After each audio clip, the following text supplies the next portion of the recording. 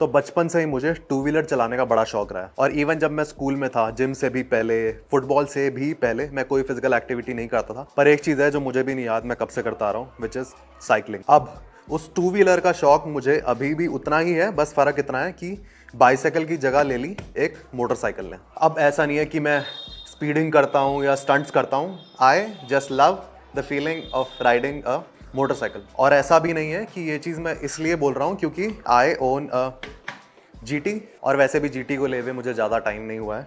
पर उससे पहले 5 से 6 साल तक मैंने इसी को चलाया। हाँ, ऑब्वियसली बाइक से फ़र्क पड़ता है, पर इसको चलाने पर भी मैं समवट उतना ही इंजॉय करता था जितनी मैं दूसरी बाइक को करता हूँ। ऐसा भी नहीं है कि मैं स्पेसिफिकली बाइक चलाने के लिए ही घर से बाहर बाइक निकालता हूँ। मोस्टली दिन में एक ही बार बाइक चलती है जब मुझे जिम जाना होता है, और उसी में ही मेरा बहुत हो जाता है। अब क्लियरली बाइक का शौक तो है, इसलिए मुझे लगा कि जस्ट फॉर एन एक्सपीरियंस एक बार जाके देखता हूँ कैसा लगता है। एक मतलब वही बात है कि बाइक चलाना सिर्फ बाइक चलाने के लिए। अब अकेले राइड पे तो जाऊंगा नहीं, इसलिए आई कॉन्टैक्टेड, मुझे नाम तो नहीं पता but he runs a YouTube channel named nerdy noob.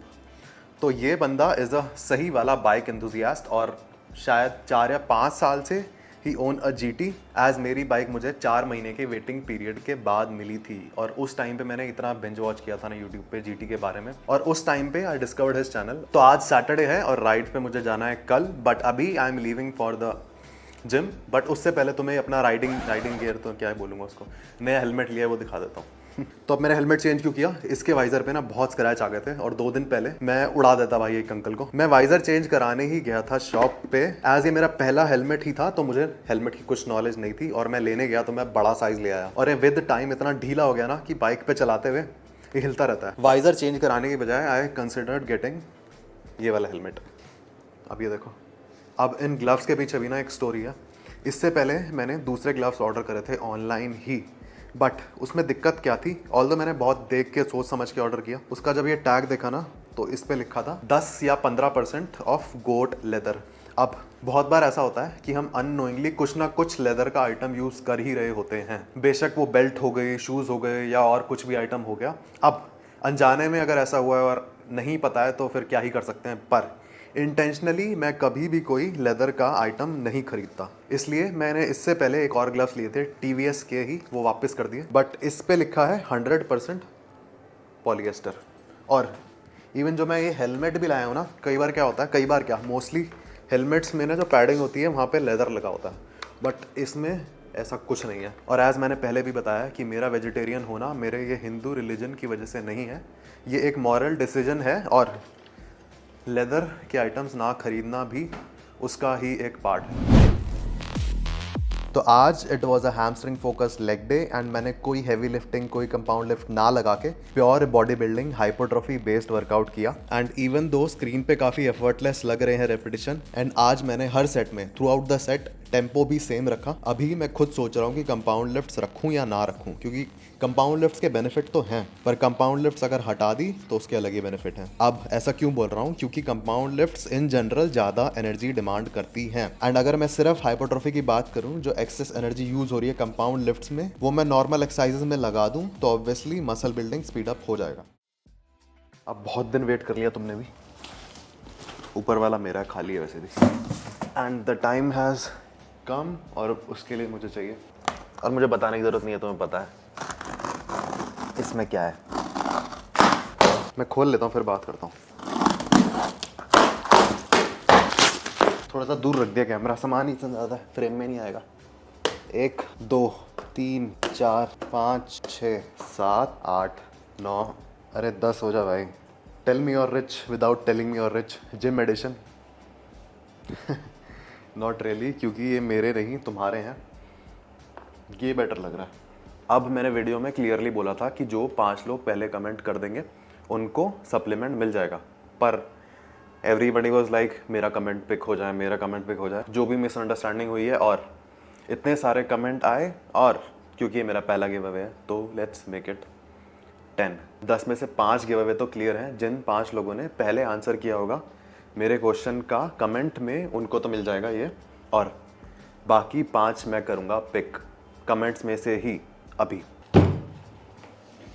ये मेरा 1 स्कूप जाएगा इसमें एक स्कूप जाएगा इसमें, और इसका तो तुम्हें पता ही है, दिस इज न्यूट्राबे का ट्राई ब्लेंड का स्ट्रॉबेरी फ्लेवर। और नए लोगों को बता दूं कि ट्राई ब्लेंड का मतलब है इसमें हाइड्रोलाइज, आइसोलेट एंड कंसंट्रेट तीनों वे का मिक्सचर है। पर्सनली मुझे भी ऑलमोस्ट 2 साल हो गए हैं न्यूट्राबे के प्रोडक्ट्स कंज्यूम करते हुए, और एज ये एक स्ट्रॉबेरी फ्लेवर है, और मैंने गिव अवे के लिए भी अपने 2 पर्सनल फेवरेट स्ट्रॉबेरी और एक मैंगो फ्लेवर ही पिक किया है, ताकि अगर कोई नया बंदा है जिसने अभी तक ये प्रोडक्ट्स नहीं यूज़ करे हैं वो भी एक्सपीरियंस कर पाए ये फ्लेवर। अब न्यूट्राबे के इस प्रोडक्ट का लिंक मैं डाल दूंगा in description with a discount code, तो चेकआउट कर लेना। राइड तो चलती रहेगी, और वैसे भी I am very much back on track.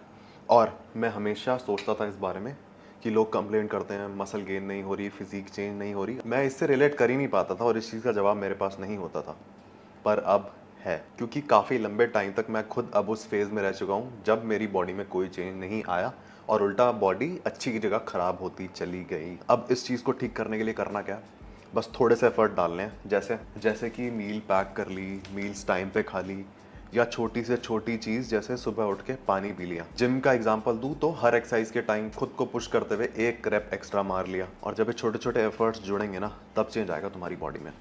तो अब प्लान क्या है कि कंप्रेशन पहन के ऊपर से जैकेट पहन लूँगा, क्योंकि ये थोड़ी सी ना मोटी है। ये देखो ज़रा, इस जीन्स का फैब्रिक इतना थिक है कि इसने हैंगर ही टेढ़ा कर दिया भाई। तो एक सेफर साइड रहने के लिए ये पहन लेंगे आज।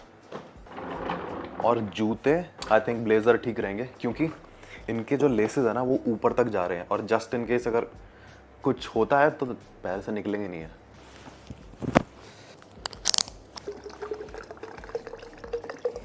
All set. और पहली बार ऐसा हो रहा है कि मैं बाइक से जा रहा हूँ सिर्फ बाइक चलाने के लिए। अब 2 चीज़ हो सकती हैं, या तो मज़ा ही आ जाएगा, और या तो ये मेरी पहली और आखिरी राइड होगी।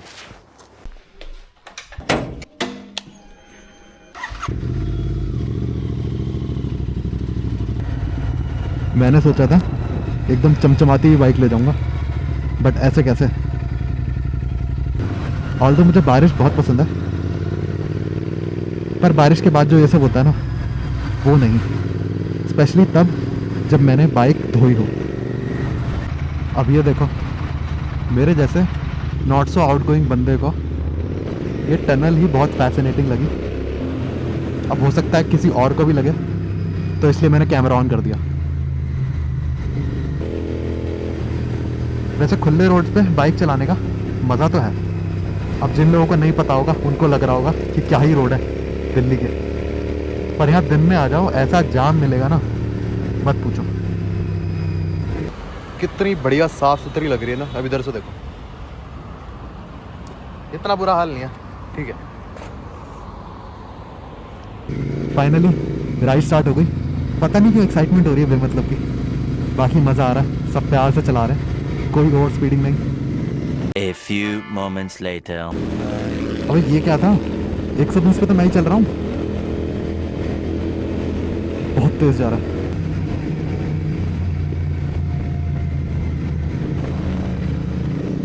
मैंने तो पहले ही स्लो कर ली, वैसे ही नहीं पता कुछ फालतू में पलटा दूंगा। ट्रक ही पलटा हुआ है। ये देखो, मुझे लगता था मेरी बाइक ही लाउड है, गलत था मैं। अबे अभी तक आवाज़ आ रही है।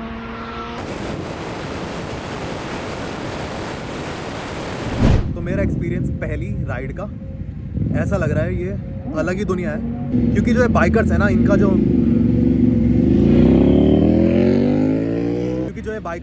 इनका इंटरेस्ट, इनका पैशन अलग ही दिखता है। एज हमें यहाँ पहुँचे हुए 3 से 4 घंटे हो गए, और नॉन स्टॉप बाइक्स की बातें हो रही हैं, कहीं मॉडिफिकेशन की, कहीं अपडेट्स की, कहीं किसी और बाइक की। और क्योंकि ये मेरी पहली लंबी राइड थी, लंबी राइड बोलूँ तो हम ऑलमोस्ट 100 किलोमीटर दूर आए हैं, और सही बताऊँ तो शुरू में तो बड़ा मज़ा आ रहा था। अब मुझे बाइक चलाना पसंद है, पर इतना नहीं, तो मेरा पेट भरने के लिए तो जिम से घर तक ही बहुत है। ओवरऑल मज़ा तो आया, बट मेरे लिए नहीं है ये चीज़।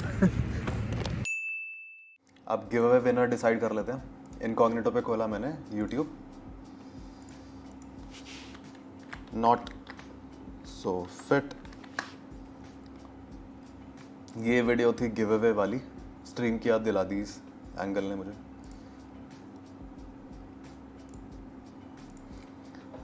अब पहली कंडीशन थी कि जिन 5 लोगों ने पहले कमेंट किया होगा उनको मिलेगा गिव अवे, और कोई तरीका मुझे पता नहीं है, स्क्रॉल कर लेते हैं थोड़ा सा।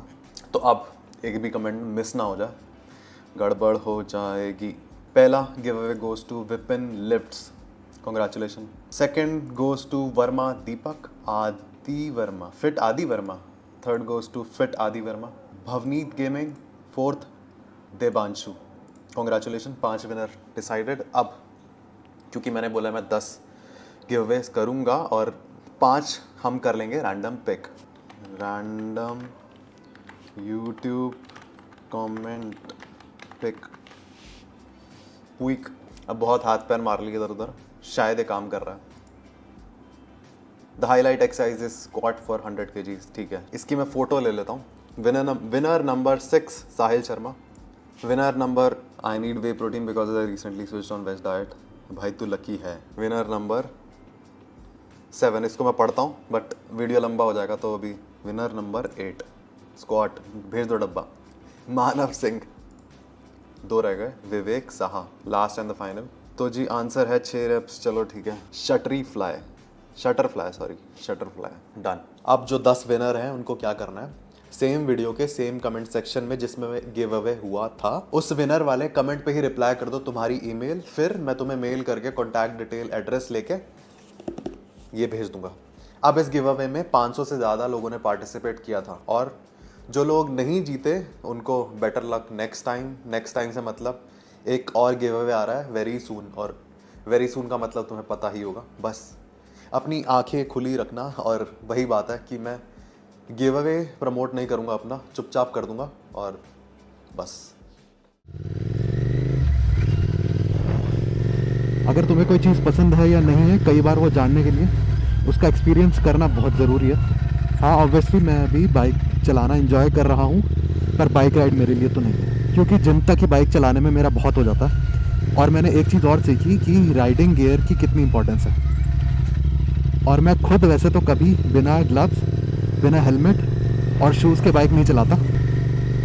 अब ऑल्दो मेरा ट्रैवल तो काफ़ी कम है, पर अगर तुम लंबे रूट पे जा रहे हो ना, राइड पे जा रहे हो, तो राइडिंग गियर तो लो ही लो, क्योंकि बेशक तुम्हें खुद पे कितना कॉन्फिडेंस हो, गलती किसी से भी हो सकती है। और ये भी हो सकता है तुम सही चला रहे हो, सामने वाला गलती कर दे।